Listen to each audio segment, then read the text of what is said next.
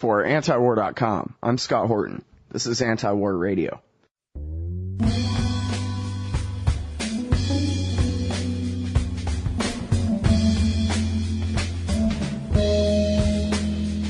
Introducing Lora Lumpe. She is the author of Running Guns and the Arms Trade Revealed, a former consultant for Amnesty International, and is now with the Friends Committee on National Legislation, where she is the legislative representative from the U.S. campaign to ban landmines. Welcome to the show. Thanks a lot, Scott. How are you doing today? I'm doing great, thanks. That's good. All right, and now, so there's two major, I guess, separate sort of issues revolving around the subject of cluster bombs. There's international treaty to ban them, but then there's also a law that's just been passed as part of the budget that virtually bans the export of cluster bombs. So I guess let's talk about that first. What's going on there? Sure. Maybe, if you don't mind, I'd just start by saying, the goal of the U.S. campaign to ban landmines and cluster bombs is to get the U.S. to sign the global treaty. So we see the legislative stuff as part of the strategy for getting the administration to sign the treaty and step up to the place where its closest allies are. 100 countries, nearly 100 countries have signed that treaty already. So if you can get the American government to basically abide by the treaty anyway, just right. by federal laws that you get passed, then right. Signing the treaty is no problem. It's a piece of cake. That's right. Mm-hmm. So as part of our strategy then to help show the Obama administration that this is safe, indeed imperative that they sign onto the treaty. First, we worked to restrict exports. What your listeners need to know is the U.S. military has an arsenal of about 1 billion with a B of these tiny cluster submunitions. That's not the big bomb that opens up, but it's the small bombs that a cluster bomb spits out.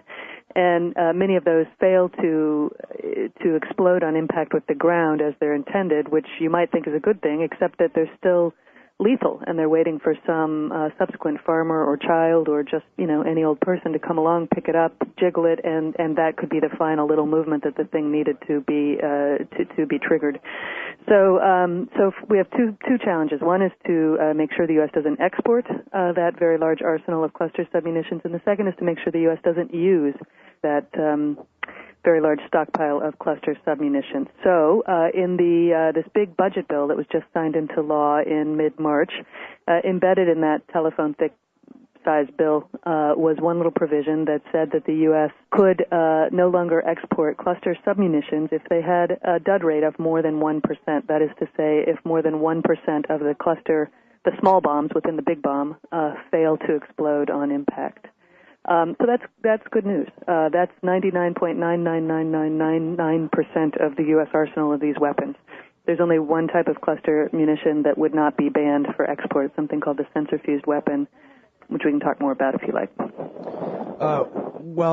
Yeah, let's focus right on that. You're saying that this law that says that any cluster munitions that have a dud rate of greater than 1% can no longer be sold to any other country. Sold or given. That's right. Exported, period. Mm-hmm. Mm-hmm. And yet there's a new kind that fits within and actually has a high enough ratio of successful detonation that they can still be exported?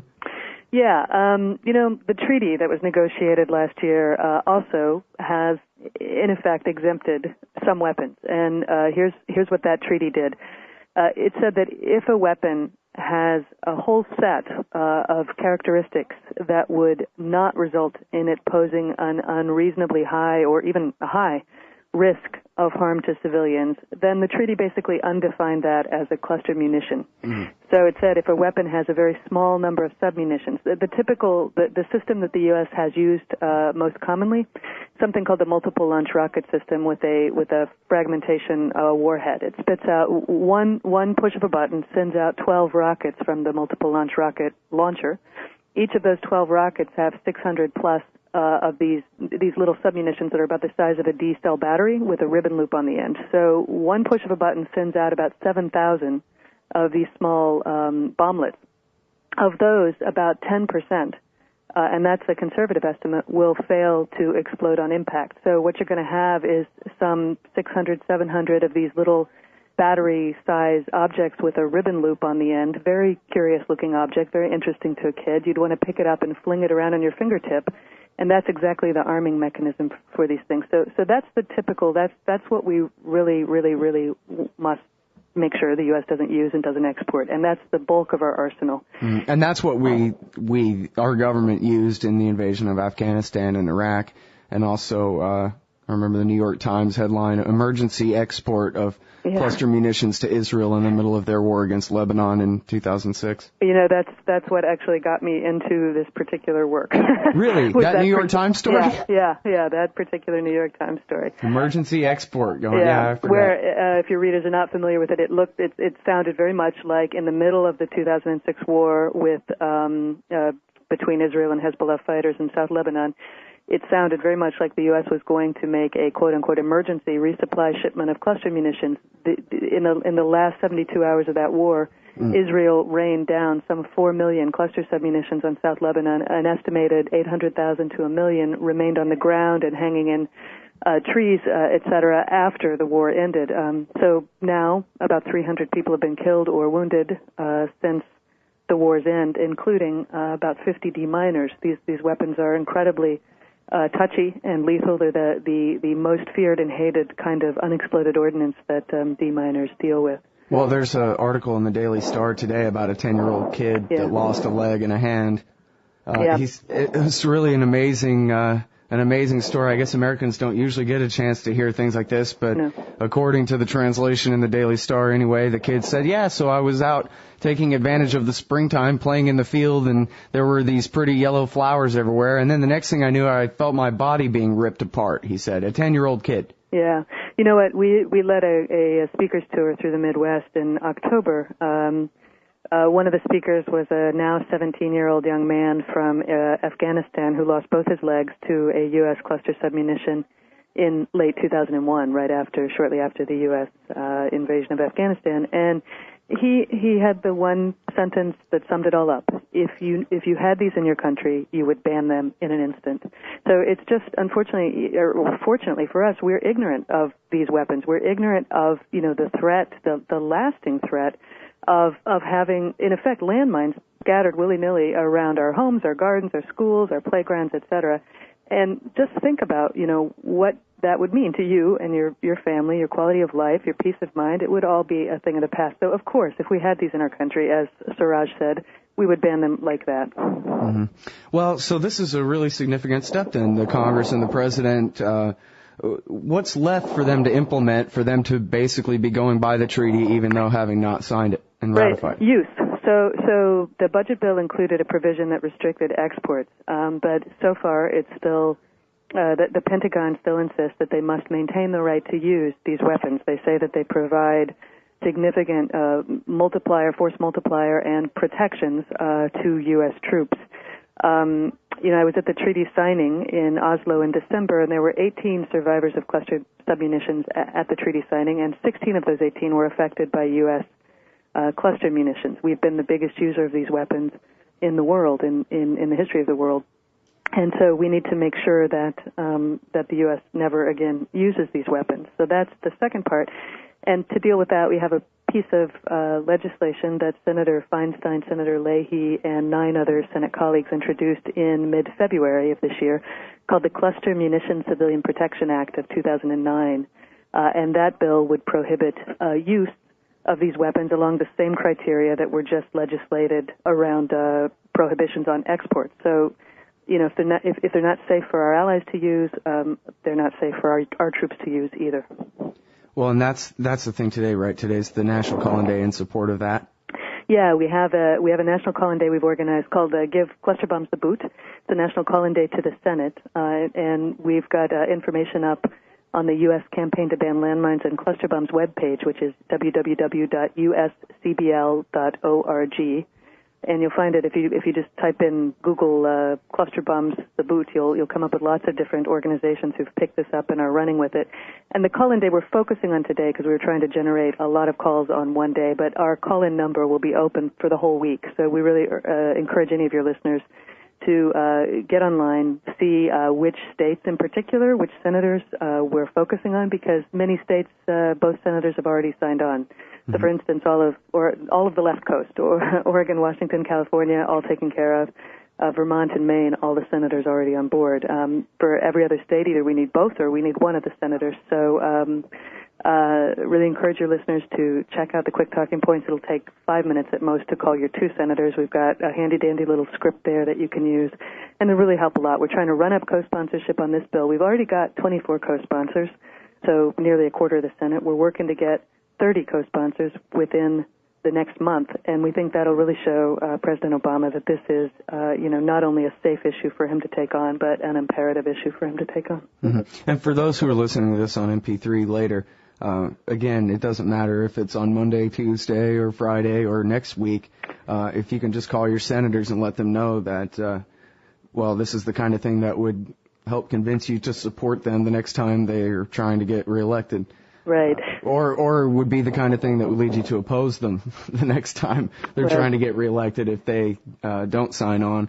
They can, I think it's safe to say, like the old cliche, you can't make them see the light, but you can make them feel the heat. That's right. Well, yes, anytime they can call, write, raise it with their senator. And there's a companion bill in the House, too. But we're focused on the Senate because when the president signs this treaty, he'll have to send it to the Senate for advice and consent. So we're really working on the Senate now, both as kind of a push me and a pull you. We're using them to show Obama that it's safe and desirable for him to sign the treaty, and then once he signs it, we will have to continue working on the Senate for ratification. So, anytime. I'm not a military strategist, but it seems to me like these things are basically useless. I mean, it seems like you would drop cluster bombs on the British Army all lined up in the field or something like that. But otherwise, you can't. They're not anti-tank weapons or anything, right? So they're only good for killing people with. But where do you ever have a lot of soldiers all grouped together in one place like that? They were actually developed as anti-tank weapons, which is again, which is part of what makes them extremely feared and deadly to civilians and to deminers. So the blast in these is a much more potent blast than in anti-personnel landmines. The idea there really was to simply maim a person, soldier, thereby slowing up the opposing army. These weapons were largely, the cluster munitions were invented to take on tank or armor formations on an open plain, as you said.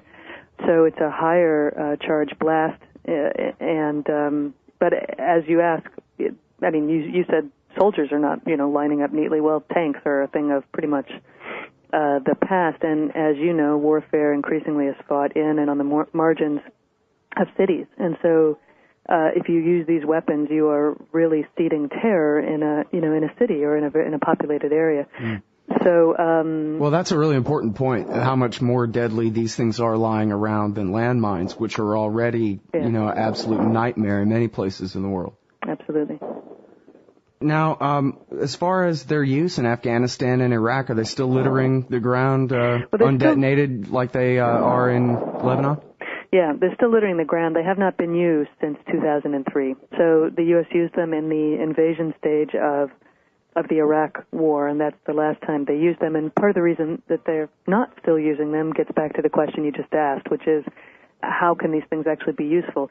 Not only do they threaten the local civilian population that U.S. forces or any military forces are trying to win over as part of a counterinsurgency operation, but they also directly threaten your own troops. One of our most effective spokespeople for the U.S. campaign to ban landmines and cluster bombs, sadly, is a woman named Lynn Braddock from Portland, Oregon, whose son, Travis, was a Marine killed in 2003, July 2003, by one of our own cluster submunitions while clearing a farmer's field of these weapons after the U.S. Army had laid them down. And the U.S. was clearing them at that point because U.S. troops were moving through those areas. And U.S. troops also obviously come in contact with these weapons and are, at a minimum, slowed down and, in the worst case, killed by the weapons as well. So they really are of very, very questionable military utility ever, but certainly today. These were Cold War-era weapons that were built, for a kind of warfare that doesn't exist, industrialized, mechanized warfare on an open plain. These were never intended to be used in a populated area. And our closest military allies, all of our closest and biggest NATO partners, Britain, France, Canada, Germany, and our Australia and New Zealand, have all, signed the treaty, pledging that they can carry out their defensive missions in the future without the use of a weapon that terrorizes the public. Well, it's nice to know that our government is still on the same moral plane as Russia and China when it comes to we're working on it. Well, and now, one thing that I read in Frida Berrigan's article about this on antiwar.com, I guess late last week, was that 350 people per year are still killed in Laos by these bombs left over from the Richard Nixon era. Yeah, isn't that amazing? And most people here have, completely ignorant that the U.S. ever bombed Laos in the first place. But 40 years later, weapons dropped on that country are still killing and maiming, as you said, several hundred people a year. That's an outrage. So that New York Times article is what brought me into the work, and focusing on the situation in Laos, that just sealed the deal for me. This is such an outrage that are thoughtless, and just that we could leave behind such a deadly legacy. So we're working to make sure the U.S. signs this treaty, as well as the Landmines Treaty, that we ratify them, and then we're working to ensure that the U.S. government continues to provide money to clear up, especially, those places where we are directly responsible for the deadly legacy of war that still continues to kill and maim people. So we're working to make sure that demining funds are continued at a high level until the job is done. All right, everybody, that's Lora Lumpe from the Friends Committee on National Legislation. And tell us all the contact info for people who want to get involved in contacting their congressman about this. You bet. We've got all this week. We've got a toll-free number, 1-800-590-6313. That's 1-800-590-6313. And you call that number, and it will redirect you to the Senate switchboard, which is open 24 hours a day. So even if it's after hours, call. Leave a message, ask for your senator's office, leave a message telling them that you want them to co-sponsor S416, the Cluster Munition Civilian Protection Act. And to get talking points on this, you can go to USCBL.org. That's www.US Campaign to Ban Landmines. That's USCBL.org.